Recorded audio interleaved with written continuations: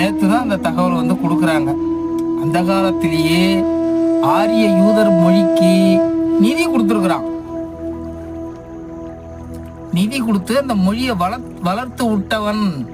அதனாலதான் கருவூரார் சித்தர் வந்து அப்பவே எந்த ஆரிய யூத மொழியில வந்து நீ வந்து குடமுழக்கு பண்ணக்கூடாது. முத கோயில் கட்டி, தஞ்சை பெரிய கோயில் கட்டி வந்து குடமுழக்கு பண்றாங்க. அப்போ வந்து வட இந்தியா பயணமாக கருவூரார் சித்தர் வந்து வெளியில கிளம்புறாரு. ஆன்மீக பயணமா கருவூரார் சித்தர் அவர் சொல்லிட்டு போற ஒரே வார்த்தை என்ன அப்படின்னா, எந்த காரணத்தை கொண்டும் நீ குடமுழக்கு பண்ணும்பொழுது